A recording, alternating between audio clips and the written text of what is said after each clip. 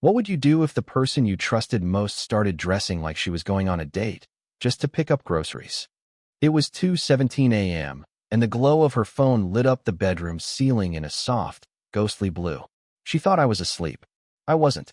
I hadn't been for weeks. Her screen reflected in the mirror across from our bed, and I saw it. His name, saved under something stupid like Lily from Pilates. The message preview was short, but it was enough. Tomorrow. Same place. Wear that black dress. My chest didn't cave in all at once. It cracked slowly, like ice under too much weight. I didn't move. I didn't breathe.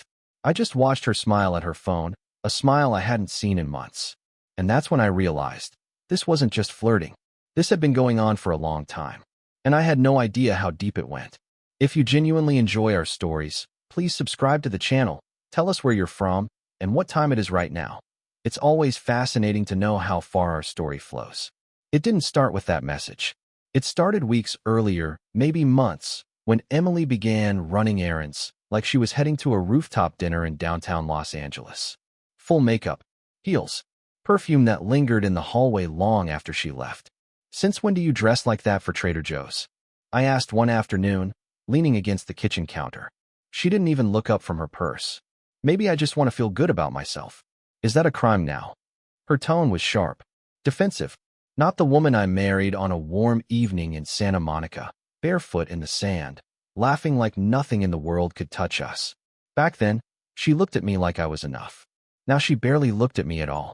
The first real crack came at a diner on Sunset Boulevard. We were sitting in a booth, the kind with cracked red vinyl seats, and I reached across the table to hold her hand. She pulled it back. Not violently, just deliberately. "Can you not?" she said, eyes flicking toward the waitress. "Not what? Be so clingy." Clingy. The word echoed in my head the entire drive back down Fairfax Avenue. I stared at her reflection in the passenger window, trying to recognize the woman sitting next to me. She was already gone. After that, the coldness got worse. Late nights, locked phone, sudden gym memberships, random girls' nights that didn't add up when I casually mentioned them to her friends. I started noticing things. Receipts in her purse from places she never told me about. A boutique hotel in West Hollywood. A parking garage on Wilshire with timestamps that didn't match her stories. One night, I called her while she said she was at Target. I heard a man's voice in the background. She hung up. When she came home, I asked her about it. "You're imagining things," she said flatly, slipping off her heels. "Honestly, you've been acting paranoid lately." Paranoid. It was always my fault somehow.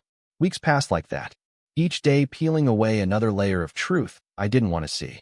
Until I broke. I sat alone in my car outside our house on Maple Drive in Beverly Hills, engine off, staring at the front door. I could see her silhouette through the frosted glass, laughing on the phone. Laughing. I pressed my forehead against the steering wheel and let it all hit me at once. The humiliation. The betrayal. The realization that I had been living in a lie while she was what? Playing house with someone else? I cried that night. Not loud. Not dramatic. Just silent tears in a parked car, while the woman I loved laughed inside our home like I didn't exist. That was the last night I was just a husband. The next morning, I became something else. I didn't confront her again. Not directly. Instead, I started watching. Learning. I installed a small tracker in her car while she was at the gym. I synced her iPad to our shared cloud account she forgot still existed. I hired a private investigator, an older guy named Ron who didn't ask questions, just results. Within a week, I had everything. Photos of her entering the Crescent Hotel in Beverly Hills. Photos of her kissing him in the underground parking garage. His name, Daniel Mercer. Real estate developer. Married. 2 kids. Of course he was. The messages were worse. "I hate going home to him. He's so boring. I feel alive when I'm with you." Every word felt like a knife, but I didn't react. Not yet. Because by then, I understood something they didn't. They thought they were untouchable. They thought I was weak. So I let them believe it. For 3 months, I played the role perfectly. The distant, confused husband trying to fix things. I even suggested therapy once. She laughed in my face. "Maybe you should go," she said. I smiled and kept building. I worked with a lawyer quietly. Filed everything. Separated assets.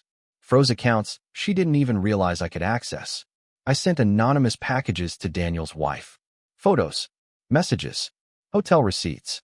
I scheduled everything carefully. Then I waited for the right moment. It came on a Thursday night. Emily told me she was going to dinner with friends in West Hollywood. I knew exactly where she'd be. The same hotel, same room. But that night was different. Because Daniel's wife was already there. And so was I. The hallway outside room 314 felt colder than it should have. I could hear muffled laughter inside. Familiar. Intimate. Then the elevator doors opened. She stepped out first, Daniel's wife. Her face was pale, her hands shaking. But her eyes were locked on that door like she was about to burn it down. I nodded once. She knocked. Hard. Inside, everything went silent. Then scrambling. Whispering. Panic. The door opened a crack. And then it all exploded. Screaming. Crying. Accusations tearing through the hallway like sirens. Emily stood there in that black dress, the one from the message. Her face drained of color when she saw me. Wait, this isn't. I held up my phone, showing her everything. There's nothing left to explain. Daniel didn't say a word. He just stood there, exposed, pathetic. His wife slapped him so hard it echoed down the corridor. Hotel staff came running. People stared. But I didn't stay for the chaos. I had already done what I came to do. The divorce papers were filed the next morning. Emily tried to call me. Dozens of times. Then hundreds. I never answered. Her accounts were empty. Her name removed from everything. Daniel? His life collapsed faster than I expected.